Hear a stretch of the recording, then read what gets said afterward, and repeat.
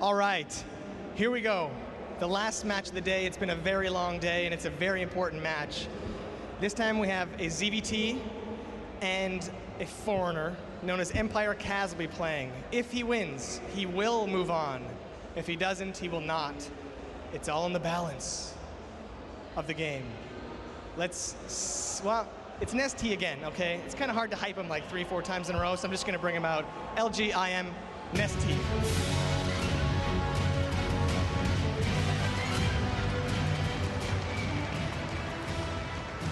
And his opponent, who has not yet played on stage for us today, needs an extremely huge round of applause because he is fighting for his life, Empire Kaz.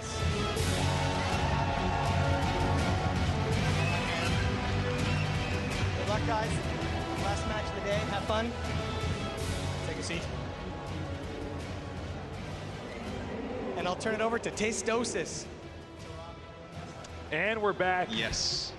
All right. Oh my God. I mean, you know, he said that it was hard to hype NesTea 4 times a day. I don't think that's actually true, Jared. I think you're messing up. But all right, so NesTea against Kaz. The winner 100% goes on.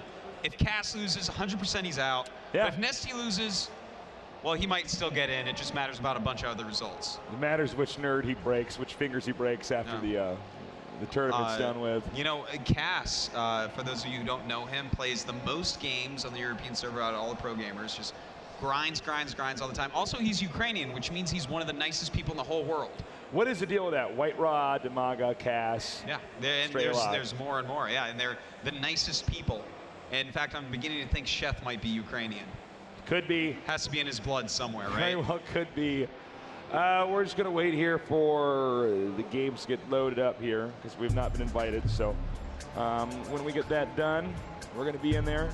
NesTea, again, no stranger to the stage, to the big screen. No, of course not. I mean, if you follow any competitive StarCraft, you probably have a good idea of who NesTea is. Yeah. And, you know, Kaz, actually, if you play or follow a good amount of competitive StarCraft, and you're not, you know, just kind of a dilettante with this stuff, you should be acquainted with him. He's very solid. Not somebody that was overwhelmingly, you know, popular, well-known in StarCraft 1, but in StarCraft 2, very solid. Yeah, he's unbelievably good, in fact, at StarCraft 2. One of the best foreigners that there is, in fact. So I'm excited to see how he can do here. We've seen him get deep in tournaments before. Well, he got Final Four in WCG, right? Yeah, I believe he was top 4 in that. Moonglade, and then he made it the finals of a European tournament a little while ago where MC beat him. I can't remember which tournament that was, but I mean, he gets deep. He wins a ton of online stuff. He's one of the top ladders in the world. Yeah. He's as nice as you can imagine. He's a really cool guy. It's interesting because, you know, for some of these games you get, oh, this region of the world plays it, and then there's a few surrounding countries, and that's it. But, you know, with StarCraft 2, I mean, we are across the expanse of the globe. It is so huge out here. And, oh, we got to see Carmack hit his head on camera. That's going on Reddit for sure. All right. Oh, I think they're waiting on me. I was not looking at you, but I think they're waiting on me to join the game. So we should get this going pretty soon here. You guys having fun? We're here at the Intel Extreme Masters. That's right. Because if you're not, you need to go somewhere else and have fun. I don't know what you're missing. Life is only so long. What are you doing? You only have so much time on this earth. Yeah. And your time isn't even going to be well spent because you don't like StarCraft. I know. You're an incomplete human being. That's true. You're a subhuman. You're a subhuman if you don't like StarCraft. I said it. I like it. So TDC, NesTea, I mean, obviously he's already been warmed up to being on camera, but I mean, he's already been warmed up to the stage as well. Easily the most popular Zerg player, a really nice, cool, funny guy in person. And looks like the countdown started. Kaz, can he do it? He's beaten a lot of pros before. Oh yeah, he's definitely a player with the potential to beat NesTea. But it's NesTea, man.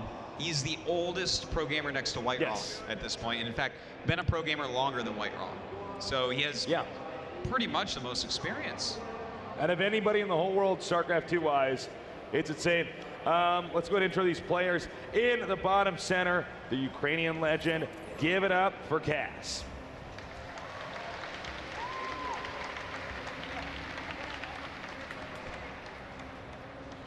And top center. Our Zerg player, I think it's his 4th time on the stage today. Give it up for NesTea. Guys, get on Twitter, hashtag IEM, talk about these matches, link to the stream, get everyone over here watching this. It's the final match of the night. It's NesTea again. If NesTea wins this, he's simply through. And in fact, I think he might get first in the group at that point and just go really deep in the tournament. So everyone needs to be watching this. It's so much more important than whatever the hell they're doing right now. Yeah, absolutely. And feel free to add us on Twitter. I'm Call Me Tasteless. He is Artosis. Tweet at us. Let us know what you're thinking, what you're wearing, whatever you want to tweet at us. We'll take it. And as long as you're hashtagging IEM. Yes, that's the important part. One of the reasons why we always say this out here in whatever cast we're doing is that if we get that tournament to be trending worldwide, the more likely there is that a random, future nerd, because he might not be a nerd yet, is going to click on that, then find out what IEM is, then get to this link. Yeah, and think about that, right? That guy that might see that because you did that one extra tweet with hashtag IEM that brought him to this stream, he might be your future best friend. He could be. If you're sitting next to your best friend right now, turn to him and look at him. He might not actually be your best friend. You don't even know. It might be someone else that we're trying to get to watch the Intel Extreme Masters right now. You might meet this guy at a Barcraft. And by the way, if you're at a Barcraft, actually, even if you, I know there's some people drinking beers in here. If you're, you got to finish your drinks. Nobody's finishing their drinks. I could just turn my chair and watch this. You can tell because I stopped observing for a second, but finish your drinks. I'm so used to the GSL observer, occasionally I just turn to you and I start talking to you, Artosis, then I realize that I'm over some random, okay. I'm over the watchtower and there's been nothing there for a long period of time. That's okay though, Tasteless, because this is TVZ early game. Yeah. And it's going to look like other TVZ early games, where it's 2 players macroing up. So, guys, yeah, this is all important stuff that we've told you. So check that all out and give your support to Intel and their Extreme Masters. Yes, and their Masters. They got a lot of Extreme Masters on that stage, Tasteless. They absolutely do. So we have Drone being sent down here. Probably going to be taking third base in a little bit here. Not the easiest third base to take since there are some rocks here, but at the same time, this map is so big, not really an easy way for Terra to punish him, especially not with a build like what Cass is doing. Yeah, Cass is not a player that will punish you early on normally. He's definitely a macro type of guy. He'll hit his timings a little bit later, really macro up very well. And I mean, you got to be wary of that, because when his macro attacks do come, they're going to be reinforced nonstop, and he's going to have almost perfect mechanics. BSCD will make it back home in one piece. Marines to cover him. High chance we're going to see an add-on here, reactor there to swap off to the factory. And nice job here by Cass, just driving out NesTea's Zerglings. And let's not forget, fatigue hits everybody. I don't care who you are. Yeah. That last series that we saw NesTea play against that Protoss new legend, as far as I'm concerned, he's going to be tired. Base trades are by far the most exhausting form of StarCraft 2. Because you actually have to start with impromptu problem solving. Yeah, and your brain just goes into overdrive, really. Well, I mean, look at this. Cass going for 3 command centers and reactor battalions. Not surprised at all to see that. But will he go right into macro mode or a Banshee? Cass is more of the macro mode guy. He won't necessarily go right up for Banshee. He's someone that might just add additional barracks or throw the E-bays up a little bit quicker, get those upgrades going. Do you feel like you can do that against NesTea on this map? Because it's a map that you're pretty damn far away from your opponent. Yeah, and in fact, for that reason, I kind of like it even more. It takes so long to get over there with your harassment. Is NesTea really going to mess up against that? Are you going to catch drones off guard for NesTea? NesTea has eyes in the back of his head, Tasteless. He's got 4 on the front of his face, Artosis. It tickles, though, because when he opens them, his hair touches them. So we got more Hellions coming out now. And, Cass's building placement, very nice. He's going to finish up this wall in here with the depots, because he wants to make sure that if he does do a timing or anything like that, no counterattack is going to occur. The barracks is going to be swapped with the starport. If you watch StarCraft 2 at all, you're very acquainted with all this. Yeah, this is just gaining in such popularity at this point that even Cass is switching over to getting a lot of Banshees early on. So, I mean, you can't be too surprised with what you're seeing here. Well, I think part of it's because these Zergs now are droning so hard that they're not getting the gas they need. Well, and I shouldn't say that they need.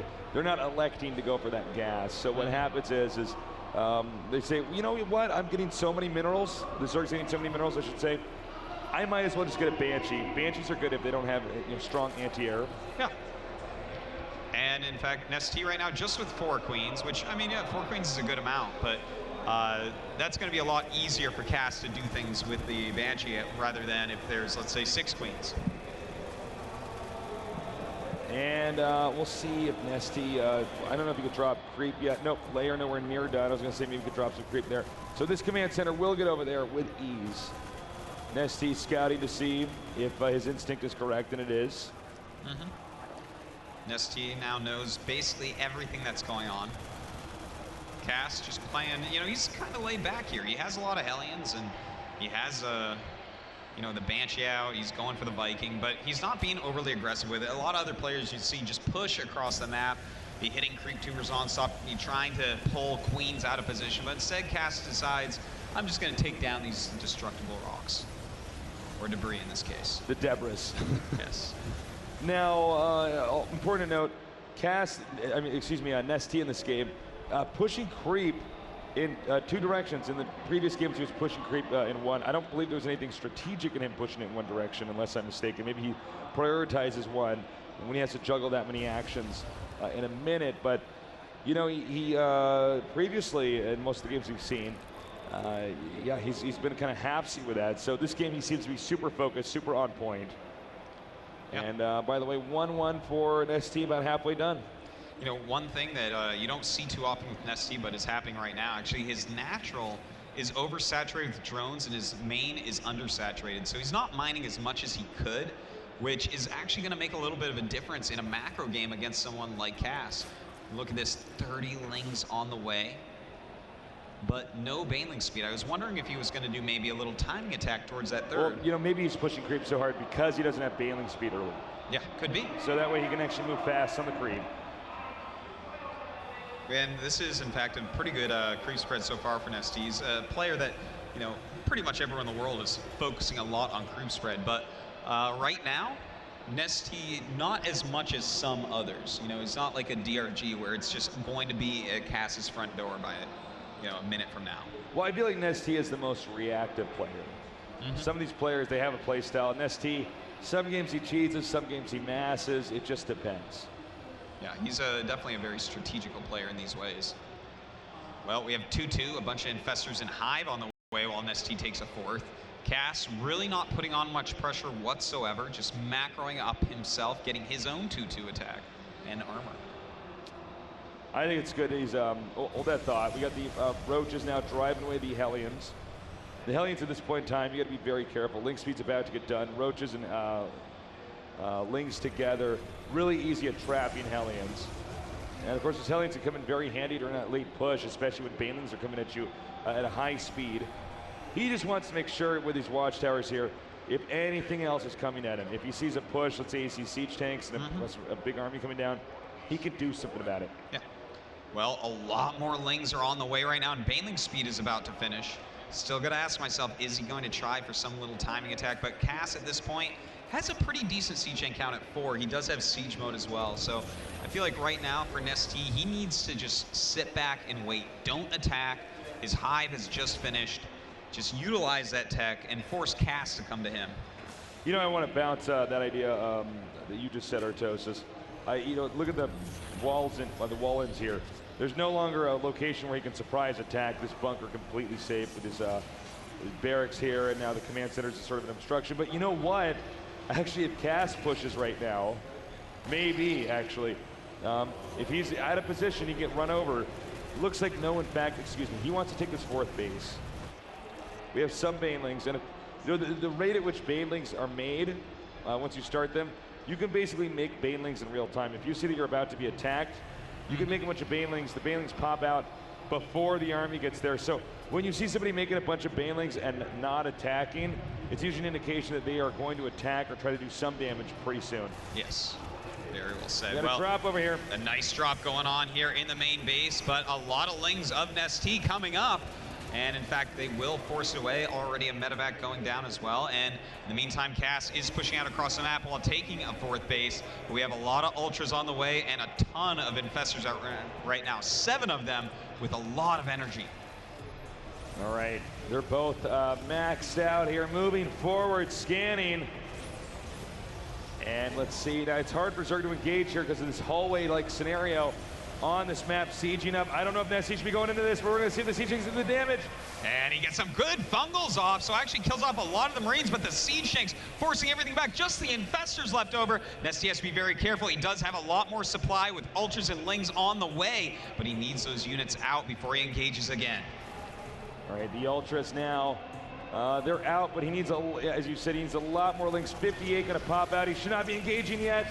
Well, it looks like he's decided to anyways. Using these queens to actually do transfusions would be great. In fact, there goes down a lot of transfusions, and NesTea just breaking through with a small amount of ultras, killing off every siege tank, and Cass in a lot of trouble, losing that whole army. Now here's the problem. He lost that many siege tanks, so now Banelings are gonna have way more power. You can't get the siege tanks out at the same rate here. So he's actually just ignoring those tanks for now, continuing to move downward. If he can get to the 4th here, that would be huge. And now we have the lings running into that 3rd base, turning around though. Really good defense there by Cass. One thing to point out is that Cass lost 5 infestors in that battle as well. So the micro of Cass is going to do really well against NesTea. Yeah, NesTea losing those 5 infestors, yes. Coming over here now, hitting that planetary and hitting it hard, it will go down. That's one of the problems. Is if you make a planetary, you better send up a bunch of SCVs there right as it finishes, because the planetary is only as good as there are as many SCVs there to defend it. Yeah. Well, NesTea is going up to Greater Spire, getting his 3-3 in Burrow as well. He's walked across the map with quite a few queens, and is continuing to rally a lot of use out of him. Ooh, that's going to be pretty scary. Now, there's only 3 tanks out because of that battle that we saw earlier, so I think he can just flatten Cass here and now if he handles his engagement properly. Baneling speed's done. He's got all the stuff he needs. Queen's here to transfuse the Ultralisks, which allows him to tank so much damage. It's insane. Well, and, here we go. Here we go. The Queen's actually going up to tank the first shots here. And the Ultra's actually getting stuck behind on the left a little bit, but on the other side going down. The Baneling's going towards the mineral line of the 3rd. And, oh, he gets quite a few, actually. And even though this will be cleaned up, NesTea still looking very strong, in a great position with 90 drones left over still. Well, I mean, if you look at NesTea's supply, he's going to be maxed out again in a minute here. We did have a drop, which I'm sorry I caught the tail end of. But it looks like it's not going to do any more damage here because of the spine crawlers here and the spores, as well as infestors ready to defend. So I guess from here he just switches right into Broodlord tech. Yeah. And just tries to flatten out Cass that way. Well, look at Cass. He's still making a lot of siege tanks and now mixing in Marauders because he's faced against, you know, Banelings and Ultras so many times. And those just aren't going to be useful at all against NesTea's tech switch. This is one of the most powerful ones in the game, is the tech switches between Broodlords and Ultras, and back and forth, depending upon what Terran has. Yeah, it's funny, because this was more like Terran versus Protoss in StarCraft 1. You know, the switches from going to go to carriers to, you know, mass ground, this and that. Now we have it in StarCraft 2 TVZ, where the Zerg can actually rotate between an air tech forcing Vikings, and then when there's so many Vikings, straight into Ultralisks, because obviously Vikings not strong against units like Ultralisks on the ground. Well, we have Seeker Missile and Ravens on the way for Cass. I guess he was watching that MVP series from earlier, Tasis, yeah, but right. I don't think it's going to work out for him this time, unfortunately. Well, it looks like we're almost at the point where all the Broodlords have popped out. Now, siege tanks in siege mode not useful against Broodlords. You know, those Broodlings pop out right in front of him. So he's going to unsiege. He may lose some. I wouldn't attack with 4. Well, I guess, but I would attack with 7 here, which is what he's going to do. So coming in here now. Well, is Cass going to unsiege? Is he frozen in fear? What does he do? We will missile see. Time. He wants that Secret Missile to finish. Ooh, nice fungal growth, but not really going to do that much, to be honest. Throwing down some auto turrets to take some hits here as Cass stims and runs in, but the Lings and Banelings coming in. Unfortunately for him, those Siege Tanks still siege, so targeting down lots of those Banes. Can he actually clear out these Broodlords, though? Well, I don't see a Viking here anymore now, and he's closing in pretty hard. By the unit count here, Siege Tank count now down to 1, or should I say 0. It was just now destroyed, and he is going to push right over here to the, I guess, the third base. Okay.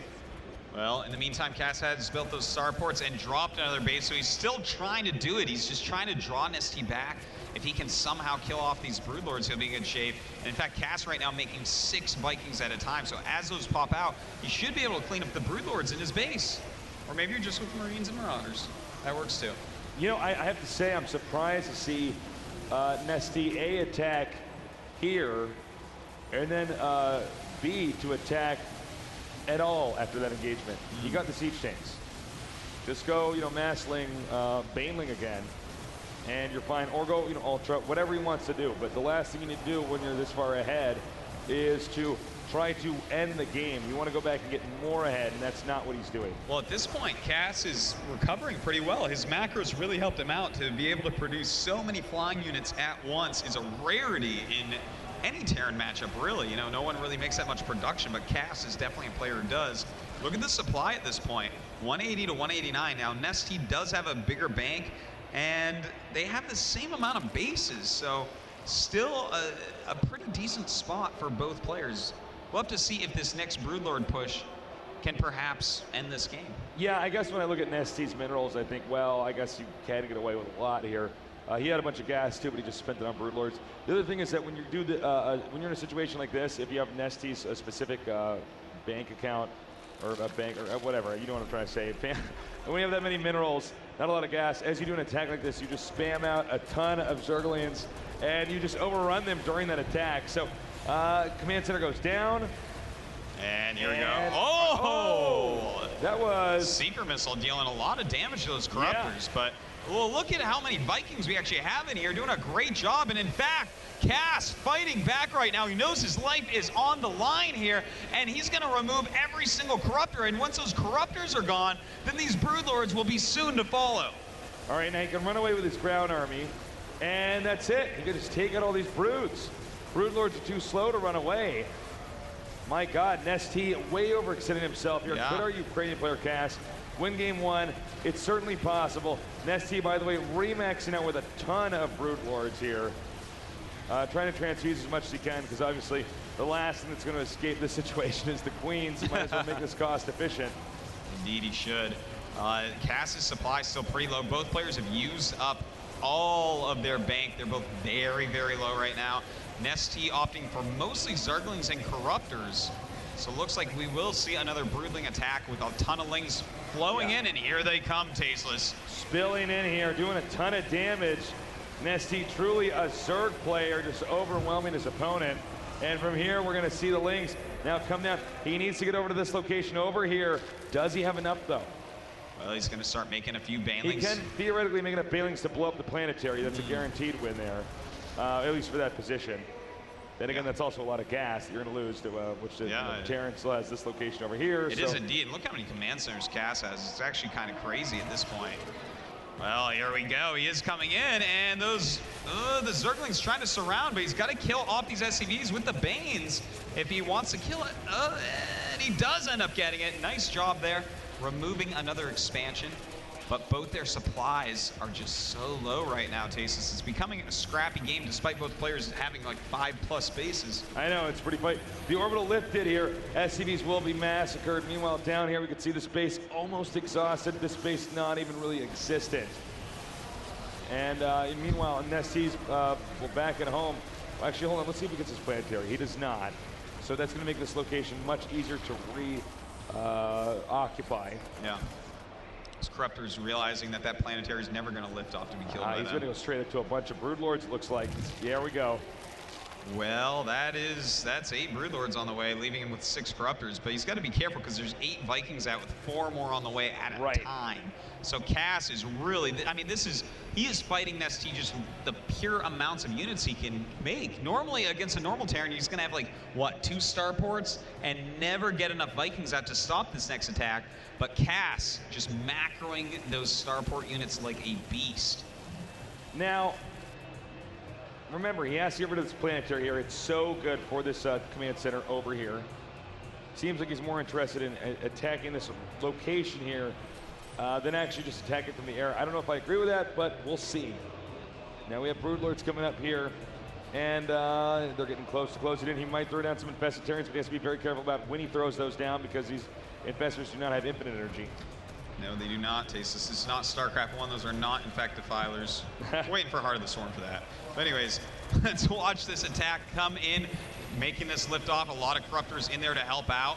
And that is so many Vikings, Thors, and even, you know, some Ravens mixed in. This is going to be really rough for NesTea to actually win this battle. In fact, look at this. So many units being picked off from the side. Beautiful placement of these Vikings for Cass. And he is just plowing through. NesTea, I cannot believe I keep seeing this. Oh man, NesTea needs to stop making Broodlords and Corruptors. He needs to switch right now, or actually before right now, into Ultralisks. Well, you know, the funny thing is that he could have pushed with the Broodlords, Infestors on the low ground, Broodlords and Corruptors and hit here and taken it out. We could even have Infested Terrans thrown here to cover under the Broodlords while they escape easily over this little cliff. That is true, Tasteless. And Cass right now is pumping out so many Ravens that he's going to get really, really cost efficient with Seeker missiles, you know, auto turrets, and the like. We'll see if that actually ends up working in his favor, though, because Ultralisks are on the way, and they don't care about Seeker missiles as much as some of these other units that clump up. Cass, a very tenacious player, refusing to die. Let's see, though. This is how you use Vikings. If you don't have any Broodlords or any air units use the map, go ahead, do stuff like this. Land them, clean up creep tumors, kill off Overlords, land in the main. So, there was a Broodlord going towards that island as the Vikings were there. Just kind of funny. I'm sorry. Poor guy. Yeah, it's the wrong place in the wrong time, Tasteless. So right now we have out 8 Ravens and 4 more are about to pop. So that is 12 Ravens with all their upgrades. That's pretty scary. NesTea, in the meantime, he has a decent amount of Corruptors and Infestors, but how many Ultras does he have? Only 4 right now. Yeah, not too many. Enough Queens here to really transfuse the Corruptors and the Ultras. But will they all be Seeker missile to death? We will see, Tasteless. Here we go. The Banelings rolling in right now. A ton of Marauders in there. It'd be very cost efficient. Oh my God. Oh my God. That Seeker missile, Tasteless, just taking out so many Banelings. Unbelievable. Lots of bungles going down here. And, oh my God, all these Queens. Run. Walk. Oh, this walk. is... Wow. Walk as fast as you can.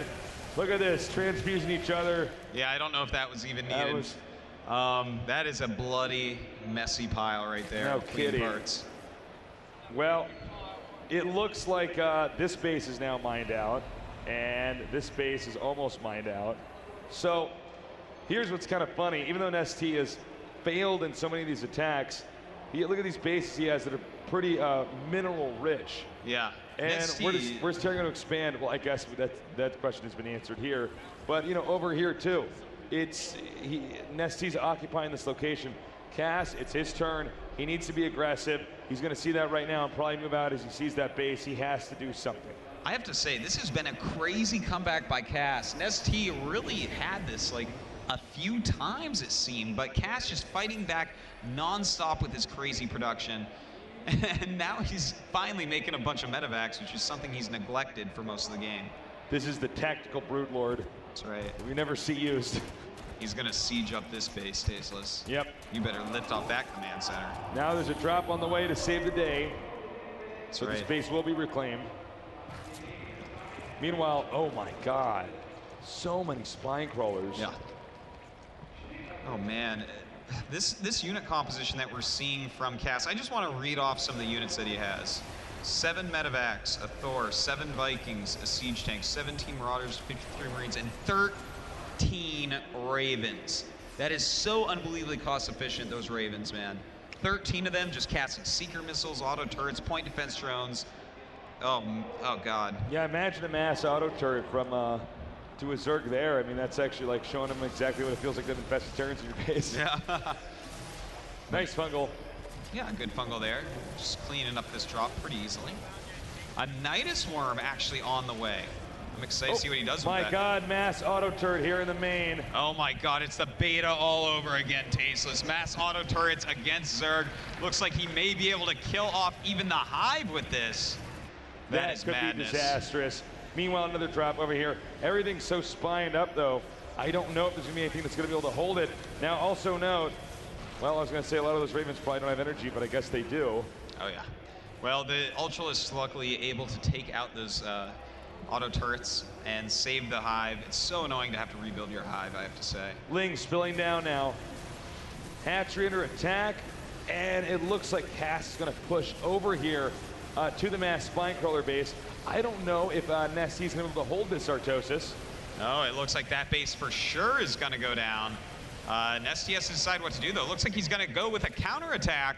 Now note, these bases are all mined up, so this is not very efficient for NesTea to actually hit these locations. We also have another counterattack with these Ravens and Vikings. What's he going to do? Throw down auto turrets. A great choice to help take this out. Looks like that hatchery very likely to go down. But at the same time, Cass, he doesn't have a lot of mining left, does he? Yeah, he's running on empty. So this expansion will most definitely go down. Meanwhile, Zerg going into the... Dude, what is with NesTea and electing for base trades in every game we cast from today? I don't know. He likes to trade bases a lot, I guess. He gets bored of his base and wants to take out yours. Apparently so. Grass is always greener in the other Terran's base. So I guess he's going to just spill in here. He's going to do a ton of damage. And he can't get to the production facility, so it looks like Terran's going to have to turn around and try to push him back. But remember, NesTea still has a mining base over here. Oh. He didn't wipe out this attack over here. Oh, indeed, Artosis. And wiping out that attack. NesTea, though, he still has some money. He has some money. And, you know, one of the rules of StarCraft, some money is better than no money, Artosis. So that's one of the main rules of StarCraft. One of the 10 commandments. So, I mean, if NesTea can hold, if he can, you know, hunker down and, you know, MacGyver's way out of this, I don't see Cass necessarily winning. But then, you know, can he hold the island? I think that's maybe what it comes down to. Oh, I forgot about the island. Excuse me. Well, if he can hold the island, that's really good. But there's a Nidus out there, so is he gonna? I think he might Nidus the island. Yeah, he is. He's Nidusing the island, Tasteless. Is he gonna notice? Is he gonna notice? I don't think so. Cass is actually going in the complete opposite direction with his very scary Raven-based army of 15 Ravens. Oh my God. All right, and it opens up. So the Lings and Ultras come in here. They take out this base, but so do the Terrans take out this one as well. Drones hiding underground. Luckily for them, oh no, they're not so lucky. Oh no. Well, what does there are children watching? Cover their eyes. These are innocent drones. That's right. Ravens also see invisible stuff. That's right, Artosis. Now we have, I don't even know where this game's going to go from here. We got one guy mining money, but he's got a smaller army, and you know, not a lot of defense. Another guy with a big army, but no income. Now attacking over here. So many auto turrets. This is going to be an auto turret record here in StarCraft 2. I tell you what, that is a lot of auto turrets, and those don't cost any money, just the energy. A nice fungal going down, but does it matter? We're going to probably see some seeker missiles going after these guys. They should actually probably run forward into the Ravens if that's the case, but I think Cass has done it. I think he may have. NesTea, he is fallen apart at this point. I don't know that Cass's army can be killed anymore. Yeah, I think it's at that point of invulnerability, and he's done almost the impossible, which is actually to just kind of barrel in there. With no money, you know, or hardly any money coming at all, he's mined up the scraps in his base, and take out NesTea, who's tried to do everything in his power to just defend and outlast his opponent. Well, that is what Cass does best, defend and outlast. He was in such a bad spot so many times, but he is holding on beautifully. At this point, we have nobody mining, Tasteless. Nobody is mining here in this game. Everybody's broke. Let's take a look at the income tab, actually. Look at that. That wasn't lying, that guys. stagnant thing A little right bit there. of gas coming in, that doesn't count. So, from here, I do think Cass wins this again, no matter what. Look at the supply, look at the army count here. Zerg has 40 Zerglings, a Corruptor, and 2 Infestors compared to Terran. And all I need to do is say 17 Ravens. I think the Ravens win this alone. Yeah. I don't think that there's any way to, as you would say, Tasteless, MacGyver your way out of this against 17 Ravens. And you know, one of the funny things is that I feel like this is a really excellent way to end TVZ endgame. Get Ravens. Well, yeah, if you can get up to this number with these spells, then it's pretty brutal, man. Well, so I think we should be seeing GG here from NesTea. I think right now he's like taking it all, and he's like, is this really my fate today to lose to Ravens? We're at about 45 minutes here for this game. Playing so damn well.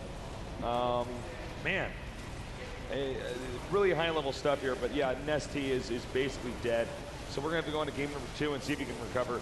Rocha, Warren, Investor Pit, all being taken out. Right now he's just seeing if his broodlings can kill the rest of the army. No, NesTea, I'm sorry, not even your broodlings can kill off what Cass has. So he's going to push forward here. I believe there's not much else to say. The game is done. Baneling's Nest now being hit pretty hard. Man, I don't even know what the hell game number 2 is going to look like, Artosis. Well, geez, this feels like a game number 3. It's so epic, Tasteless. Yeah, no kidding. It's hard to top this one. We've had a bunch of great games today, actually. It's been really, really something else. Yeah, it's been pretty fantastic. All right, so at this point, NesTea has an island base, but that's about to die, Tasteless. Watch this. Indeed it is. All right, GG. Guys, Cass somehow taking that important game number 1 against NesTea. He's got to be happy with that. Talk about a game of stamina. I feel like NesTea tried to end that like 5 times. He did, and he's so overconfident. The only time he didn't try to end that was when he didn't leave, when he was dead for like, 6 or 7 or 8 minutes there. But I think he was also probably trying to figure out, well, what the hell did I do wrong in this game?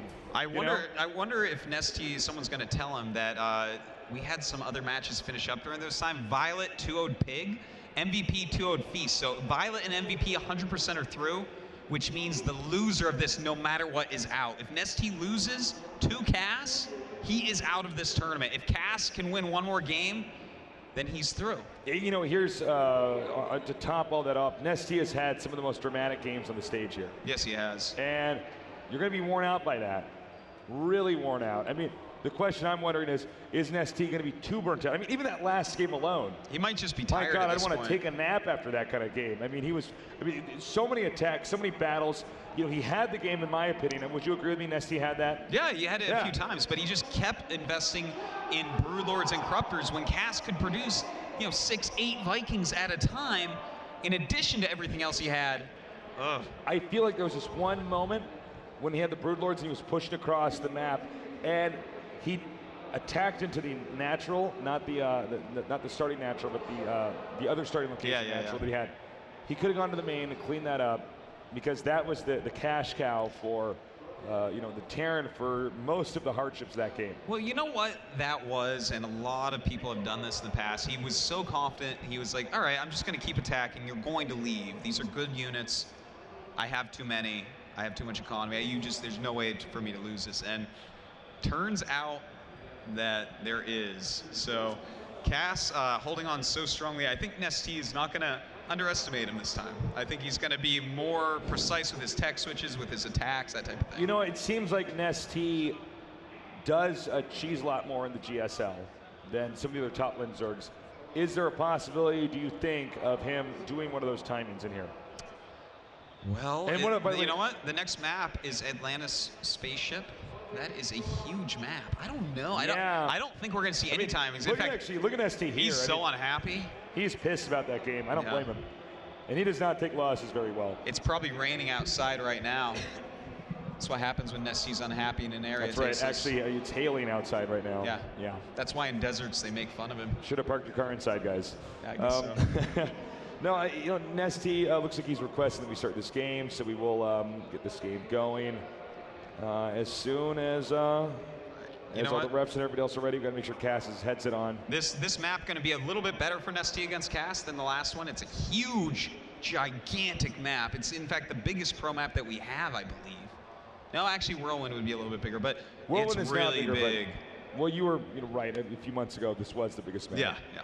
We just keep getting bigger and bigger maps here in StarCraft 2. Can't wait till we have Green Valleys. Oh, God, that map. That's an old school joke. Most of you guys won't know what we're talking about, but that's okay.